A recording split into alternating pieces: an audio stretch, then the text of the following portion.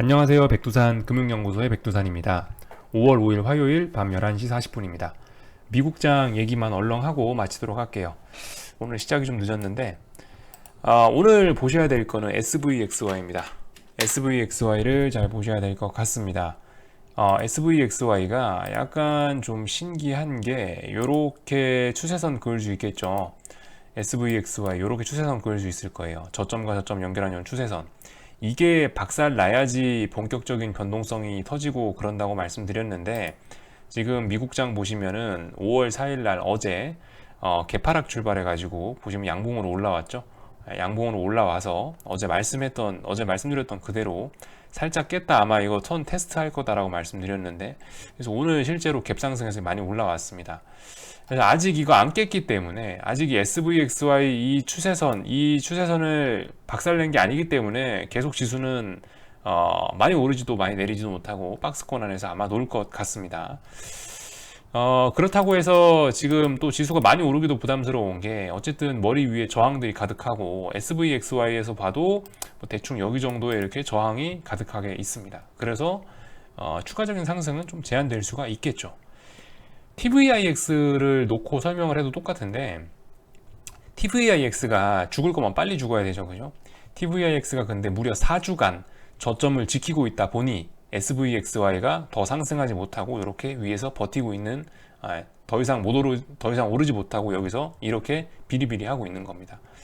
뭐 같은 얘기예요. SVXY가 콜에 해당한다면 TVIX가 풋에 해당한다라고 말씀드렸는데, SVXY가 저렇게 살아있으니까 당연히 시장의 변동성은 나오지 않고 그냥 옆으로만 기어가고 있다, 이런 겁니다.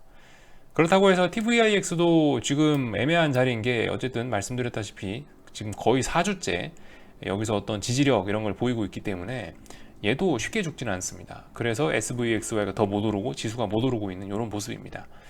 그래서 기다려야 됩니다. 미국 주식이 본격적으로 어디든 움직이려면은 뭐가 죽어야 되는데, 콜이 죽든 풋이 죽든 어디 한쪽이 죽어서 문드러져야 되는데, 둘 다 지금 고개를 빳빳이 들고 살아있기 때문에 아직까지 시장의 방향성은 안 나왔다라고 보시는 게 좋겠습니다.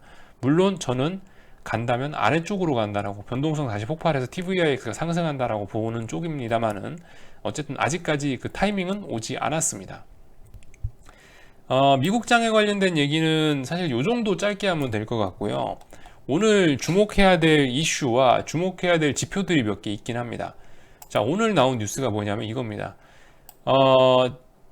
유로존 얘기예요. 유로존 얘기. 배경 설명을 약간 드리자면요. 지금 그 유로존이 굉장히 어렵다 보니까 우리 코로나 본드라는 거를 만들어서 좀 다 같이 대응을 해보자. 우리 채권 발행 한번 해보자라고 얘기를 했는데, 독일에서 반대하고 있습니다. 이탈리아나 그리스 같은 이런 남유럽 친구들은 우리 돈 필요하니까 채권 발행 좀 하자 하고 있는데, 독일은 니네가 채권 발행하면 돈 갚는 거는 우리 독일이지 않냐. 돈은 니네가 쓰고 갚는 건 우리가 갚냐. 우리는 별로 안 좋아한다. 우리는 채권 발행에 반대한다 라고 했다가 욕 먹고, 최근에 유로본드 발행해 줄게 라고 해서 독일이 받아들이면서 사인해 줬습니다. 그런데 오늘 방금 전에 나온 뉴스가 뭐냐면 이거예요. 독일의 어떤 높은 법원인가 봐요. 하이콜트라고 하니까 뭐 우리나라로 지금 대법원쯤 되려나?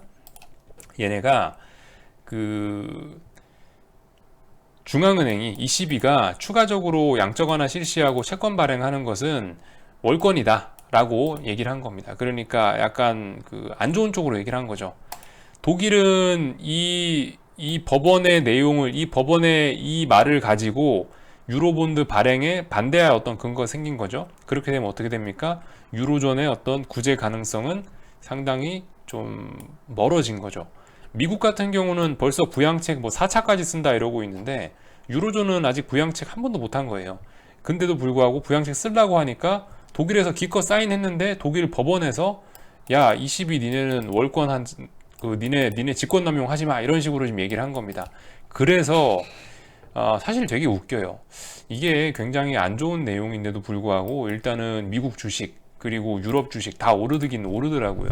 예를 들면 독일 지수 자체도 뭐 상승을 하긴 했습니다. 오히려 이 뉴스가 나오고 나서 폭락한 거 그대로 다 오르긴 오르더라고요. 근데 제가 봤을 때 문제는 이게 아닙니다. 제가 여러분들께 보여드리고 싶은 지표가 있다고 말씀을 드렸는데, 이게 그 유로본드 이게 발행이 안 되면은 무슨 일이 일어나냐면요. 이탈리아와 뭐 스페인 같은 그런 유럽에 있는 그 불량 국가들의 채권의 부도 위험이 높아지는 겁니다. 나라들의 부도 위험이 상당히 높아져요. 그래서 무슨 일이 일어나고 있냐면은 요걸 보시면 좋을 것 같습니다. 이탈리아 10년물 채권 금리하고 독일 10년물 채권 금리하고 스프레드를 좀 잠깐 살펴보고 가실게요. 심각합니다. 그죠? 여러분들 심각한 거예요. 상황이 만약 좋다, 금융위기 없이 지금부터 경제가 좋아지고 많이 좋아질 거야 라고 생각한다면 어떤 일이 일어나야 되냐면요. 이 스프레드가 이탈리아 채권금리하고 독일 채권금리 비교한 게 요 아래쪽으로 내려와야 됩니다. 요 아래쪽으로 내려와야 되는데 지금 어떻게 됐어요? 오늘 방금 전에 유럽 그 독일 대법원에서 그 얘기 하자마자 폭등이에요. 폭등. 여기 초록색 봉 긴 거 나왔죠? 이게 어떻게 됩니까? 이게 이렇게 되면 금융위기로 간다는 거예요. 이게 경기 침체와 주식 개박살로 간다는 이게 사인입니다. 되게 웃긴 거예요. 주식시장은 올라요. 왜 오르는지 모르겠어요, 도대체. 근데 일단은 지금 보시면 이로 인해서 이탈리아라든가 어떤 남유럽에 있는 불량 국가들의 유로존 붕괴의 가능성, 유로존 디폴트의 가능성이 엄청나게 높아진 겁니다. 근데도 불구하고 일단 주식은 다 씹고 오르더라고요. 뭐 어쨌든 어떻게 되든 간에 뭐 나중에 언젠가 이 세상에 공짜는 없으니까 언젠가 매를 맞긴 맞을 겁니다. 그래서 이 부분을 많이 주목하셨으면 좋겠어요. 지금 사실 저 같은 경우는 중국이 가장 중요하다라고 말씀드리고 있는데 왜냐하면 요즘 유럽은 좀 조용했거든요. 근데 지금도 유럽에서 또 터져 나오고 있습니다.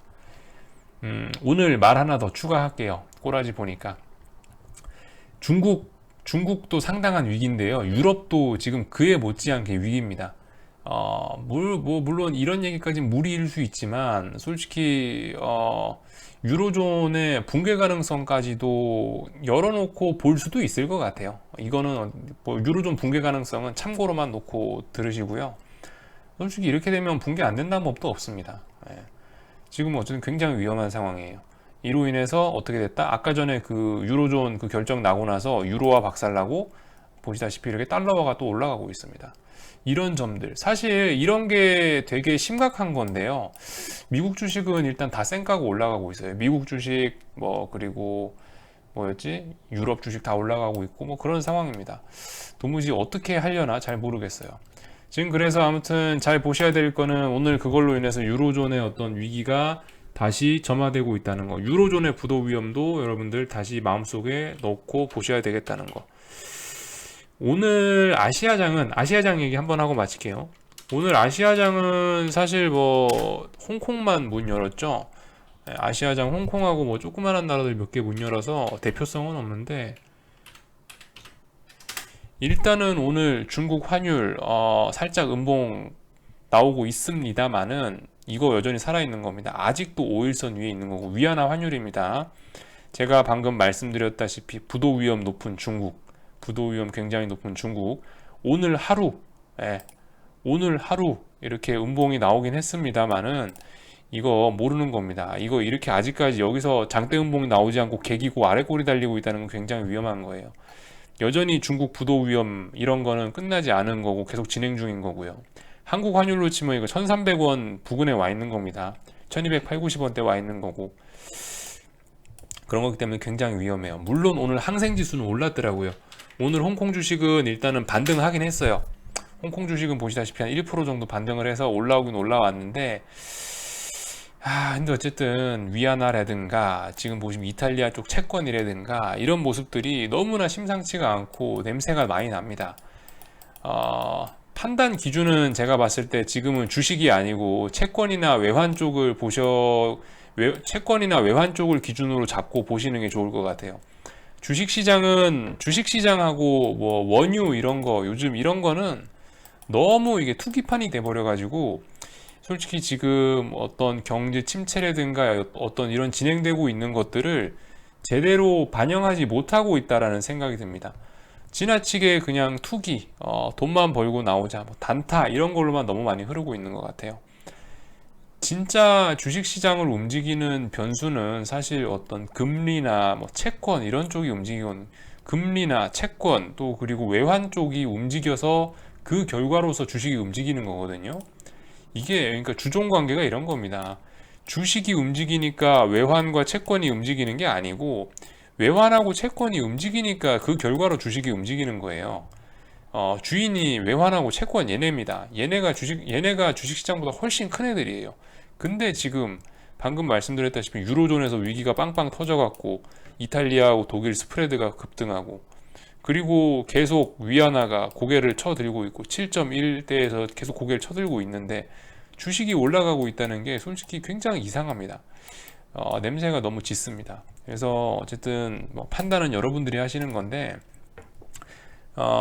이거는 굉장히 이상합니다. 어쨌든 내일 한국장이 뭐 글쎄요 어떻게 될런지 모르겠습니다. 어떻게 될런지 모르겠는데, 일단 미국이 상승 마감한다면은 뭐 갭상승 출발하겠죠. 근데 문제는 내일 일단 상해 종합이, 내일 중국장이 드디어 처음으로 문을 엽니다. 그죠? 연휴 끝나고 내일 상해 종합이 드디어 열리는데, 미중 무역 분쟁과 관련된 관세와 관련된 부분이 아직 상해 종합에 반영이 안 됐단 말입니다. 그죠?